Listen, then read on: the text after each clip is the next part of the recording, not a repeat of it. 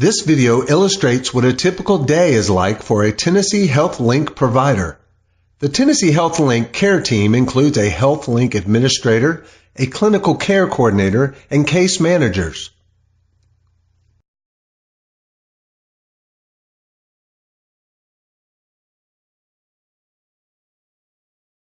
A typical day for a case manager looks like having patients come into the office and sitting with them talking about the social issues that they may have. And that might range from anything to drug addiction to homelessness to family discord and dysfunction. They can see as many as 50 to 150 cases in a month. They do a lot of collaboration with, for example, we have a partnership with Youth Dimensions, and they provide therapy to some of our members, and so they're collaborating a lot with their therapists to find out how they're doing. They have case conferences every couple of weeks, so there's quite a bit involved in caring for them. Other things that they might do is help their clients to find homes, obtain food, maybe even get a job. Case managers do a lot of administrative tasks. There's a lot of documentation requirements in electronic medical records. They develop behavioral health and case management plans for their clients. They negotiate through various care health plan databases and the CCT, which is the clinical coordination tool through the state. They make sure that they're seeing their therapists, they're making appointments, making sure that they're seeing their doctors. Sometimes they do home visits. And then one of the other things they do is collaborate with the clinical care coordinator who helps to manage the health of the client. I do a wide variety of things. It kind of depends on the season.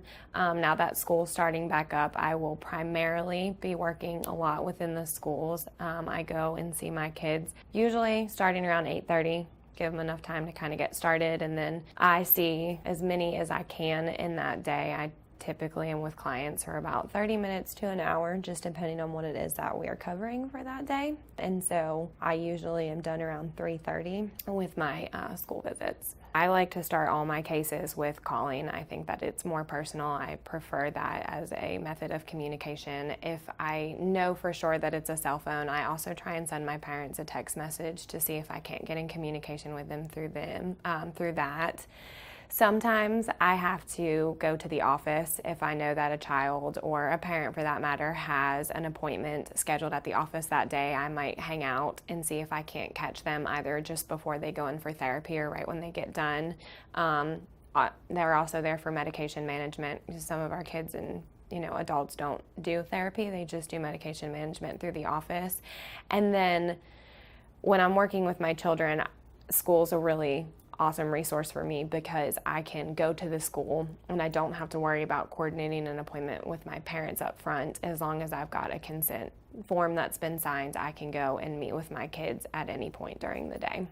Basically, my job is to coordinate care for our clients, and that just means different things to different clients depending upon their need.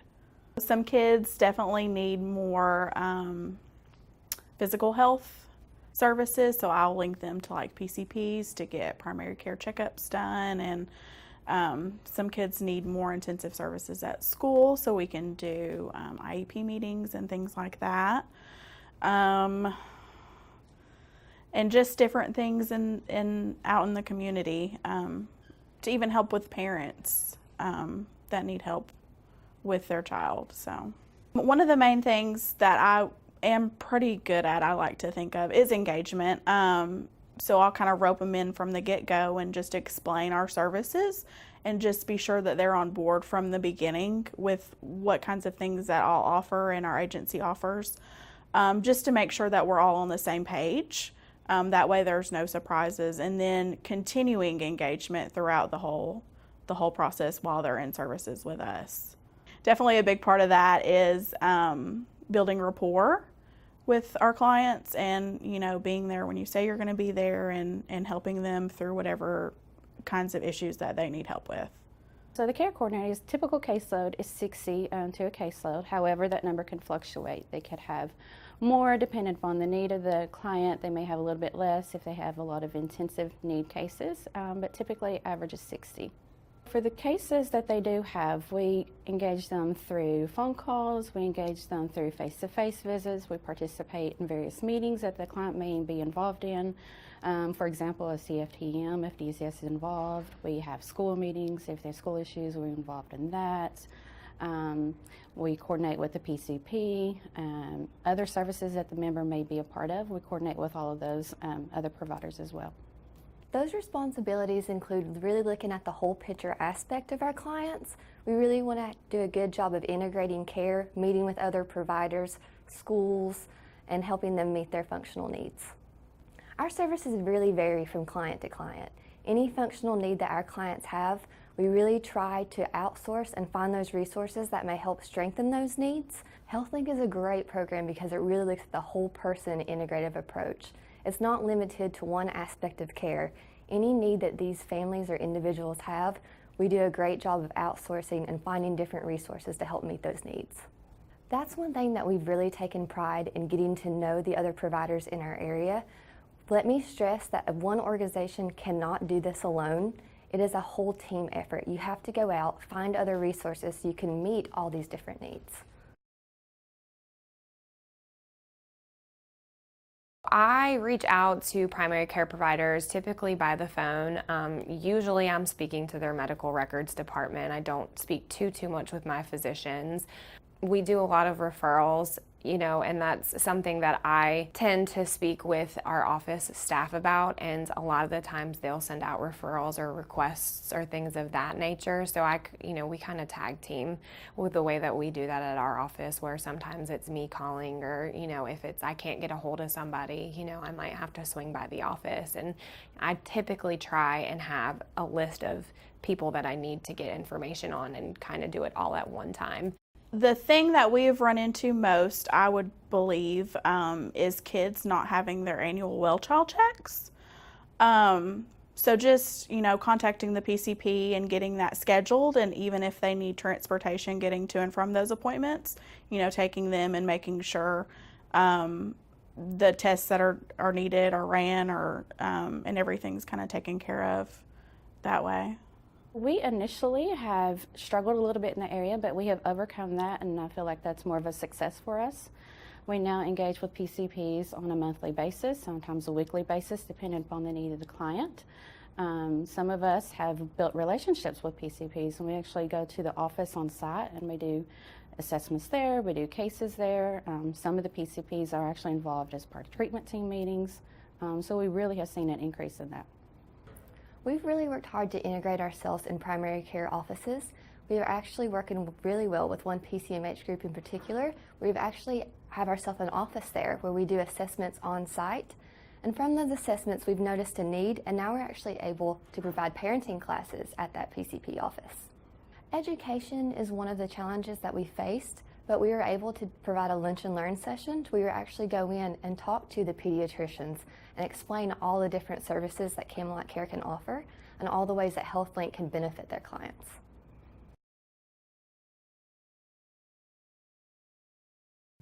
Our strategy for engaging with members is through our outreach coordinator. She looks at the clinical care coordination tool, sees who our attributed members are that may not actually be attested to our HealthLink, and then she'll reach out, she'll call them, explain what HealthLink is, tell them that it's a benefit of their TennCare program and that it's free of charge, and try and convince them to come in and see us. She'll also ask them if right now they have medical care, or medical provider rather, and then convince them, if they are not seeing a physician, to at least come in and get a physical and get looked at medically too. Some of our patients come to Unity Medical Clinic, and then some of them come to us only for case management, and they have primary care physicians that are outside of our practice. And so between the case manager and the clinical care coordinator, we make attempts to reach out to their primary care physicians if they haven't had, for example, if they're a diabetic and they haven't had their A1C, if they're hypertensive and they need to be seen right away, we're going to make a phone call to that primary care provider and make sure they get seen. Now, if they are one of our Unity patients, then we have the luxury of being able to guide them right into the clinic and have them be seen. We try and reach out as much as possible to the patients. We give them 3 phone calls in a row when we're trying to reach out to them to get them to come in for case management or for medical care. And then we send out a letter to the last known address. And after that, then we just have to kind of wait for them to come back to us. We actually have an existing database of patients that we have reached out to those 3 times and have sent a letter to that we do send to the MCOs.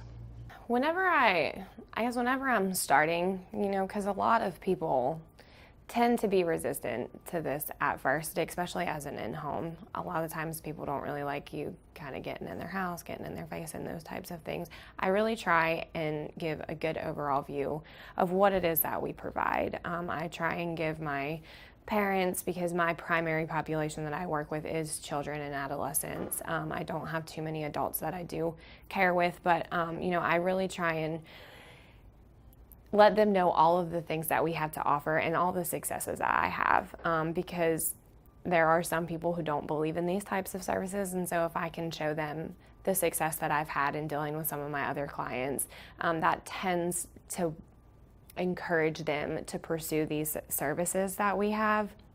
And I also just try and make sure that I really tailor it specifically to what that individual needs. I like for my clients to know that, I'm not somebody who's coming in from the state. It's not usually court ordered or anything like that, but I'm here because I want to be here, because I care about your child, I care about you, and I want to make sure that we can provide you with all of the services that you need.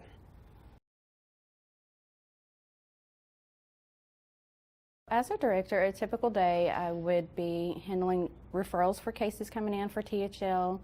I could be marketing to recruit cases for THL. I'm working closely within the portals of the insurance companies to look at gaps of care, to assign people to THL. I am looking in the care coordination tool to identify data there that could help our clients improve member outcomes. And just assisting the care coordinators overall to help them in whatever way they may be to be successful in their role. My day consists of supervising 4 to 5 employees in my region. I'm also in charge of finding a lot of the resources that our clients might need, as well as just helping integrate care, meeting with different providers, and making sure that our clients have a great coordination. So specifically with THL, I help to oversee the overall general strategy of the organization, ways that we can improve both the quality and the efficiency of the services that we provide. We look at ways that we can continuously improve processes with technology, communication, documentation, billing, coding, all that sort of thing. Nurses on the team make sure that gaps in care are closed. Health plans are required by NCQA to follow standards of care for hypertension, colorectal cancer screening, breast cancer screening, diabetes, and they have what they call measures that have to be fulfilled by their contracted physicians. And so the clinical care coordinator, who is a nurse, makes sure that the patient is getting the standard of care. For example, for diabetes, they need to have a retinal eye exam every year to make sure they don't have retinopathy. They need to be having a microalbumin at least once a year to make sure that their kidneys are functioning properly, because diabetes will affect the kidneys. Their A1Cs, we want them to be normal if possible, but at least less than 7. We have some nurses that serve as full-time care coordinators, and so they perform the typical duties that a care coordinator would in the THL program, but we also have one registered nurse that serves as our lead care coordinator for the state, and her primary responsibilities are around training to make sure that we have monthly trainings in medical topics that our members face, but also she serves as a consultant for our team members across the state when they may have on their caseload a member with especially complex or chronic medical issues.